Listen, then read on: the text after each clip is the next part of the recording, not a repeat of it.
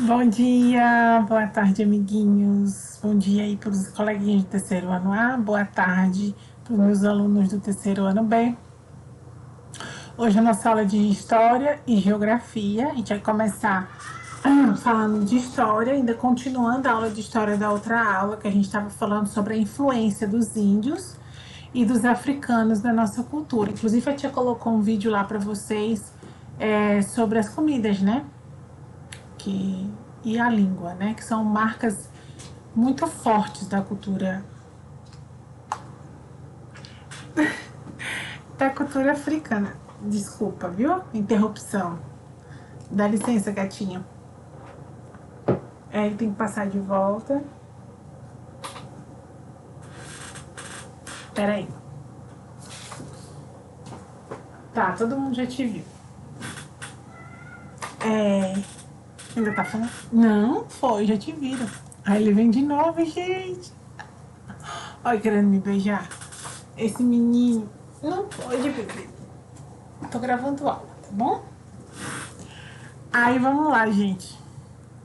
E depois a gente vai falar sobre alguns aspectos da cultura extrativista, entendeu? Vamos começar? Então vamos lá. Abram aí um livro na página 38 do livro de História e Geografia, que a gente vai começar a falar sobre isso. Sobre essa influência da cultura europeia e asiática no Brasil. Vocês vão falar, eu não vou falar tanto da asiática, porque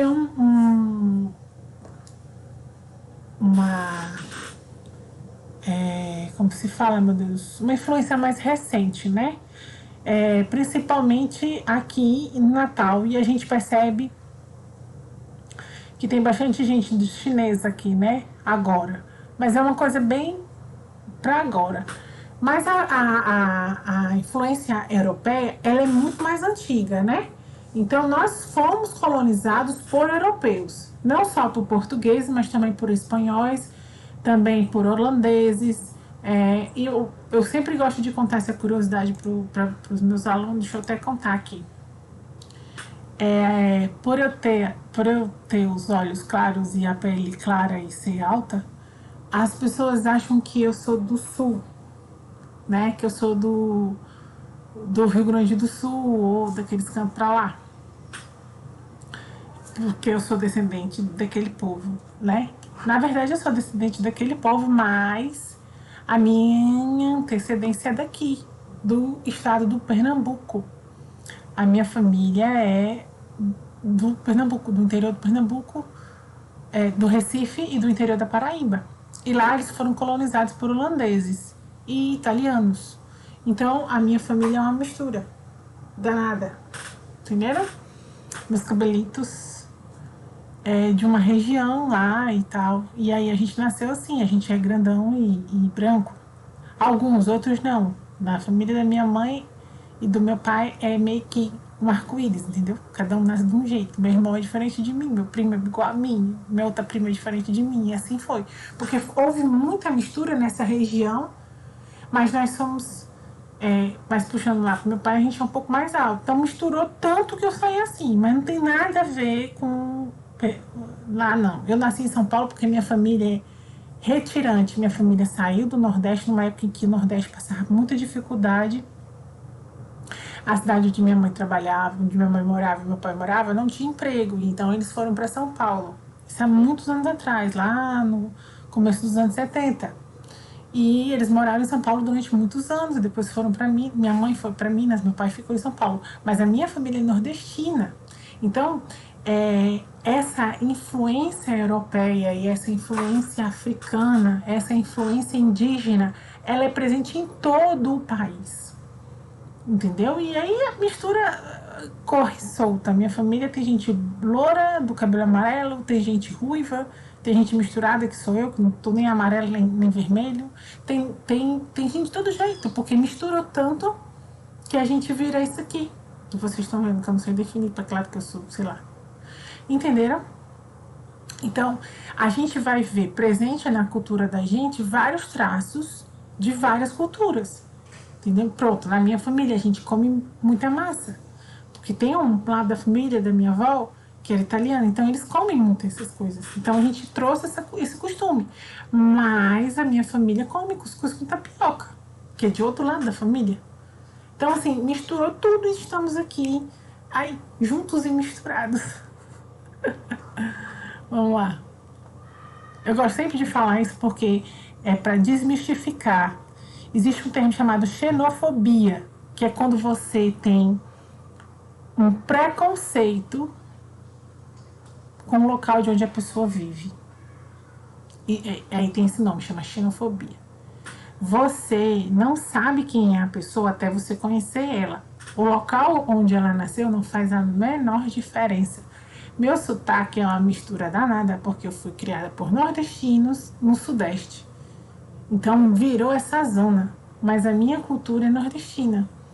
Então as pessoas não podem dizer quem eu sou, de onde eu vim, só pela forma como eu apareço. Entendeu? A mesma coisa é vocês. Vocês são nascidos aqui em Natal e isso não quer dizer nada. A não ser que vocês são nordestinos e têm uma cultura linda, né? É a melhor culinária do mundo é a nossa aqui, que eu adoro a nossa comida. E levei e me criei comendo as comidas daqui, tudo daqui, falando como aqui. Então, isso é importante, isso tem que ser valorizado. A forma como você aprendeu a falar, a forma como você aprendeu a comer, a forma como você aprendeu a se comportar de quem você é. Então, independentemente de onde seja, isso é muito importante, você tem que valorizar. E você tem que conhecer suas origens. Então, é por isso que a tia está falando. A tia falou dos índios, que é muito forte em todo o país, não é só aqui, mas a tia falou mais daqui porque a gente está aqui. E falou dos escravos, que também é muito forte essa influência. E agora eu vou falar da Europa, mas nem tudo é Europa, certo? Vamos lá. Pelo menos de mim só tem a cor. Pra mim só viu a cor, o resto nada a ver. Vamos lá, vamos ler. Povos europeus e asiáticos e as influências culturais. Os principais grupos europeus e asiáticos que vieram para o Brasil foram os portugueses, os espanhóis, os italianos, os alemães, os sírios, os libaneses e os japoneses. Esse grupo aqui, pessoal, sírios e libaneses, vocês vão ver mais ele em algumas capitais aqui do Nordeste e muito presente em Minas e em São Paulo. Pelo menos eu conheço muitos sírios e libaneses que são de lá. Conheça um pouco mais da influência cultural desses povos na paisagem e na cultura brasileira. Então vamos aos portugueses, né, que foram os nossos colonizadores durante anos e anos e anos e anos. Uma forte herança que temos dos portugueses é a língua portuguesa, considerada a língua oficial do Brasil. Outras influências também podem ser notadas na culinária, nas características das construções e muito mais. A tradição portuguesa de revestir as paredes das construções com azulejos de cores brancas e azul pode ser vista em muitas construções de diversas cidades brasileiras. A foto, os azulejos portugueses em construção no município de São Luís, no estado do Maranhão. Você também vê muito dessas construções em algumas cidades lá de Minas.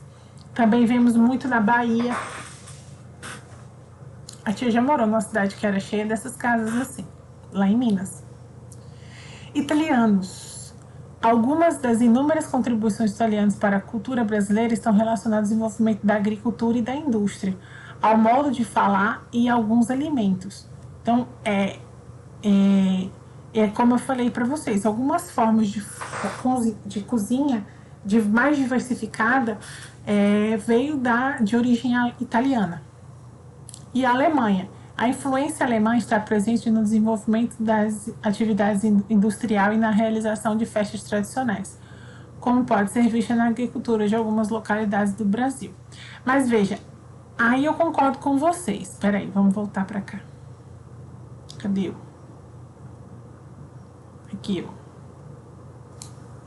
Se vocês pararem para pensar um pouco, a descendência alemã, né, esse povo alemão, ele ficou muito mais nas regiões mais ao sul do país. Mas o povo italiano, eles meio que por eles terem essa vertente de agricultura, né, eles se espalharam um pouco mais pelo Brasil. Ficaram muito concentrados em São Paulo e Minas Gerais, mas eles em São Paulo, Minas Gerais e Espírito Santo, mas eles se espalharam pelo Brasil.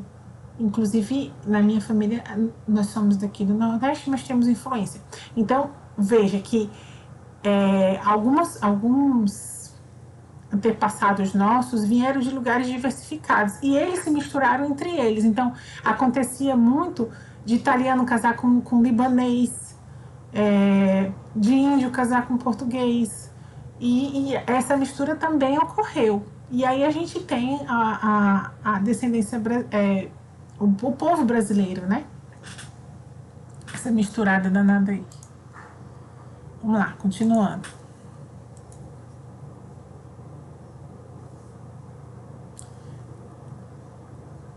Sírio e libanês. As influências desses povos foram marcantes na forma de praticar o comércio e na alimentação. Aí o quibe, a esfirra deles lá. Eles são povos tradicionais na tecelagem e no corte e costura. Lá onde eu nasci, eles são muito comum, tanto ele como os japoneses. Não só, porque aqui está falando, influenciaram na agricultura, né? Sobretudo a plantação de verduras, frutas e legumes. Mas eles também têm essa vertente de comércio, sabe? De vender, gostar de vender, produzir e vender. Pronto. Minha mãe trabalhou muitos anos para uma família de japoneses. Eles têm essa questão da tecelagem também. E do comércio. Você identifica a influência cultural dos povos europeus e asiáticos em seu lugar de viver? Se sim, descreva-as de acordo com os itens abaixo. Então, na alimentação, na arquitetura e nas festas e comemorações. Vamos pensar. Na alimentação é fácil a gente identificar primeiro a pizza, que eu acho que é uma coisa fácil de vocês perceberem, né? Que é do povo italiano.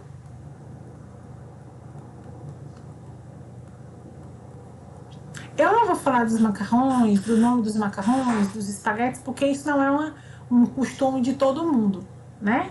Mas a pizza, eu vejo que todo mundo conhece e tem os molhos de tomate. O fato de você usar o tomate como molho também é uma coisa que todo mundo faz e vem dessa origem italiana, certo? Outro traço da comida japonesa que a gente tem aqui no Brasil é o sushi, né? O sushi, que é japonês, que é o peixe cru, né? Eu sei que nem todo mundo gosta, mas vocês concordam comigo que em quase todo lugar que você for, você acha um restaurante que serve sushi. Sushi, sashimi, tudo. É isso? Que é aquele bolinho com arroz e algas e tal, né? Então, eu poderia ficar aqui até amanhã falando de outros traços da cultura, né? Cultura portuguesa, por exemplo. Eu não sei se vocês, porque eu não sei se vocês conhecem aqui em Natal, mas quindim, que é aquele doce feito com gema de ovo, redondinho, que parece um pudim, mas é feito com gema de ovo, é de origem portuguesa, né? O pastelzinho de Belém, que é um pastelzinho que dentro ele é mole. Eu não sei se aqui vocês comem, mas também é de origem portuguesa. E é uma comida que aqui eu não sei em Natal, porque eu não vejo muitos lugares vendendo. Mas eu sei que lá para nós, lá em São Paulo, tem muito, porque também tem mais portugueses, eu acho. Eu acho que lá tem mais do que aqui, né? Mas italianos vocês conhecem muito aí na vila, né? Vocês têm contato com muito italiano, porque além dessa colonização antiga, eles ainda recolonizaram, né? Eles ainda voltaram, tem muito italiano aí, né? Então vocês conhecem um pouco mais dessa cultura. Arquitetura. A arquitetura, a gente tem os azulejos.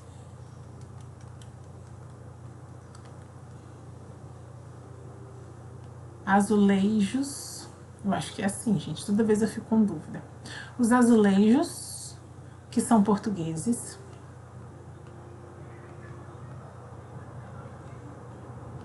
Né? Nós temos também alguns moinhos. Aí eu acho que vocês... Eu vou ter que mostrar pra vocês, né? Então a tia não vai nem colocar aqui. Essa cultura de fazer moinhos... Não sei se vocês sabem o que é moinho. É para você poder massacar o grão para tirar a casca. Isso é uma construção italiana também.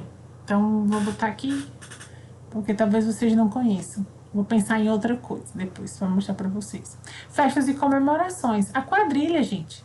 Professora, a quadrilha é de origem europeia. Eu vou colocar europeia, porque uns dizem que é portuguesa, outros dizem que é francesa. Vamos fazer de todo mundo, né? Sabendo disso que a tia falou aqui, ó. Escolha uma das influências culturais identificadas, a pizza, o sushi, o azulejo, a quadrilha, e faça um desenho para representá-lo. Então, você vai fazer o desenho aqui. Você pode escolher uma dessas que a tia colocou aqui. E aí, pessoal, é o seguinte. A gente tem, além dessa influência, deixa eu voltar para cá. Além dessa influência cultural, que é mais espalhada, né? Eu como pizza, como sushi, como tudo. Eu gosto de quadrilha, gosto de samba, gosto de tudo. Existe também características de forma, existe formas de viver que elas se prolongam no tempo, a depender da região que a pessoa mora. É por isso que a tia vai mostrar, porque eu acho que para vocês é um pouco diferente de imaginar, eu acho difícil de vocês imaginarem como é que essas pessoas vivem. Mas eu acho interessante, eu acho muito interessante quando a gente chega nesse conteúdo do livro, para vocês entenderem como é diversificado a forma de viver das pessoas. Aqui, aí na vila, ainda tem pessoas, muitas pessoas inclusive, que vivem de uma forma de extrativismo, que é a pesca artesanal. O que é a pesca artesanal, professora? É isso que os homens da vila fazem. Eles entram nos barcos, vão no alto mar, jogam a rede e trazem a rede de volta. Eles pegam o que o mar dá. Existe outro tipo de pesca, professora? Existe. Existe a cultura, a piscicultura. O que é isso, professora? Eles arredam um pedaço do rio e ali eles produzem os peixes. Eles auxiliam a reprodução do peixe, tipo um aquário mesmo, fechado, mas dentro de um rio. Geralmente é dentro de um rio, de um lago. E ali eles produzem um determinado tipo de peixe. E ali os peixes até são mais gordos do que os que vêm do mar. Tem quem diga que não é tão bom como vem do mar, né? Eu, como sou uma pessoa pouco entendida para peixe, adoro comer, né? Mas eu sou pouco entendida para isso, eu não vou expressar aqui minha opinião. Mas, se eu for depender de peixe pescado lá de onde eu vim, eu ia morrer tisga e não ia comer peixe nunca na vida. Eu vim comer mais peixe pescado depois que eu vim para cá, para Natal. Entenderam? O pescado do mar mesmo. Então, essa é a diferença. Mas existe só esse tipo de extrativismo, só essa forma de extrair da natureza o seu ganha-pão? Não. Aí, pessoal, no Brasilzão afora aí, existe vários tipos de extrativismo. Por quê? Porque nós somos riquíssimos em recursos naturais. Nós temos uma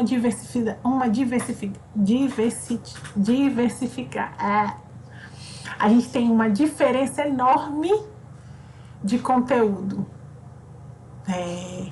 A gente tem peixe, a gente tem fruto, a gente tem madeira, a gente tem minério, que a gente já conversou na aula de ciências falando sobre o solo. Existem vários tipos de solo no Brasil. Existe solo que tem ferro, existe solo que tem ouro, muito pouco hoje, né, mas já teve mais, prata, a gente tem tudo. Então, cada povo se acostumou a viver de acordo com a atividade que ele desempenha. Lembra que a gente viu lá atrás que isso influencia? Então, vamos ver? Vamos prestar atenção agora. Vamos fazer a leitura. Riqueza cultural das populações tradicionais. Leia um trecho da lei federal que caracteriza a população e os povos e as povos e comunidades tradicionais. Grupos culturalmente diferenciados, a tia tá aqui, ó. Grupos culturalmente diferenciados e que se reconhecem como tais, que possuem formas próprias de organização social, que ocupam e usam territórios e recursos naturais como condição para a sua reprodução cultural, social, religiosa, ancestral e econômica, utilizando conhecimentos, inovações e práticas geradas e transmitidos por tradição.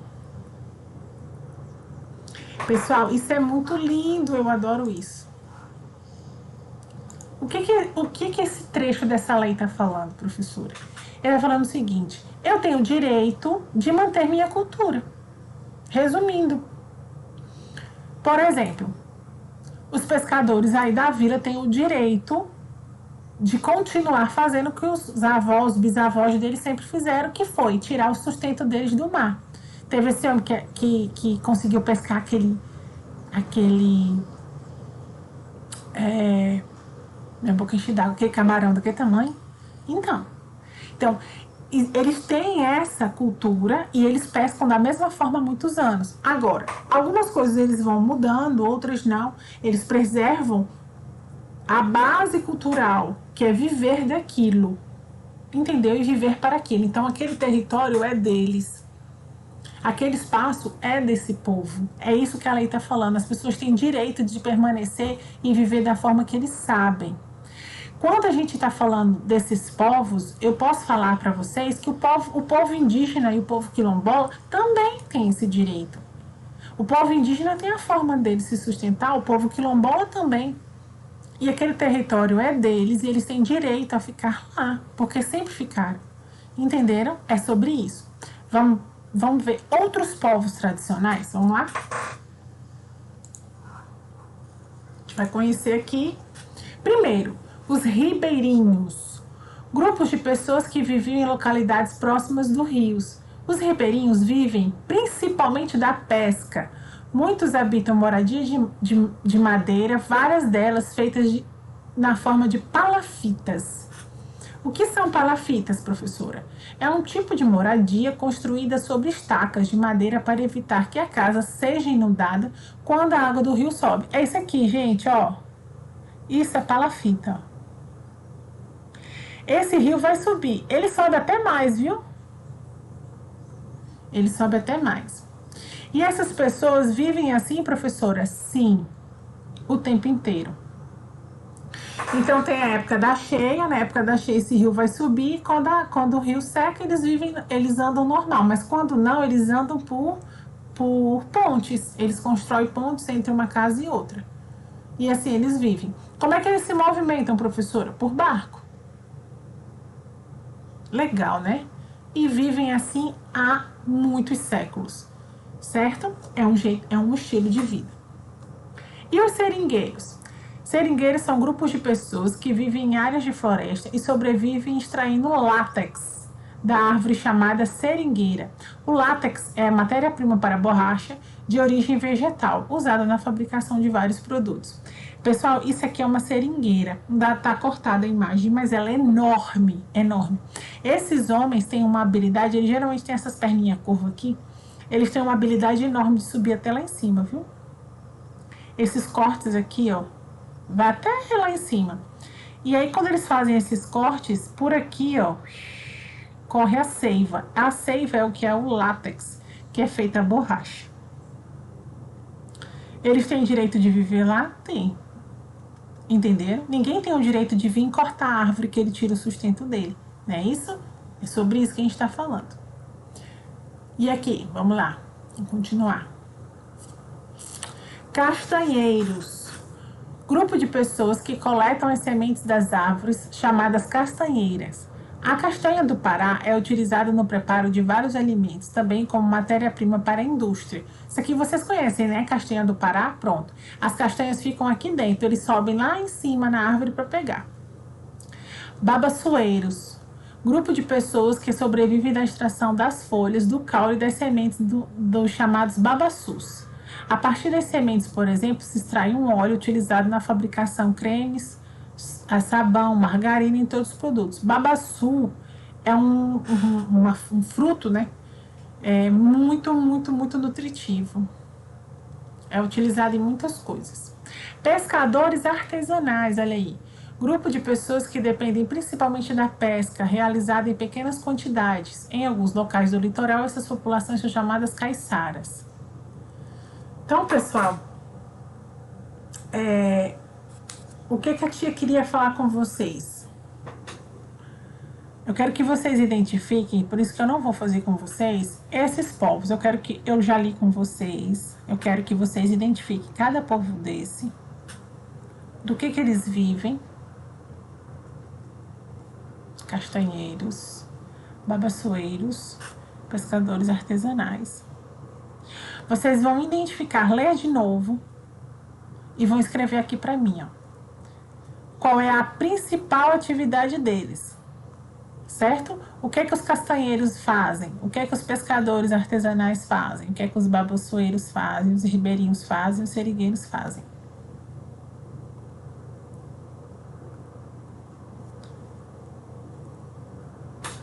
E eu quero principalmente que vocês entendam que isso é muito mais do que somente a forma de viver financeiramente, a forma de se sustentar. Isso é cultura. Envolvido nisso tudo que eles fazem, pessoal, tem a cultura deles. Tem a mata, por exemplo, no caso dos seringueiros, no caso dos babassoeiros, dos castanheiros. Os pescadores artesanais que vocês têm contato aí na vila. Existe toda uma história por trás desse tipo de vida que se leva, tá certo? Então, por isso que é importante que vocês entendam, reconheçam e preservem. Porque todo mundo tem direito de viver no seu lugar de viver. Parece até bobo isso que a tia tá falando, mas é verdade. A gente tem o direito de viver no meu lugar de viver, dos meus avós, dos meus bisavós, da forma como eles viviam. Se assim for da minha escolha, tá certo? E ter a minha atividade valorizada, tá bom? Então reconheçam essa atividade, que às vezes vocês vêm vendendo e não sabem de onde vem, e anotem aí na tabelinha, tá certo? Um beijão, até a próxima.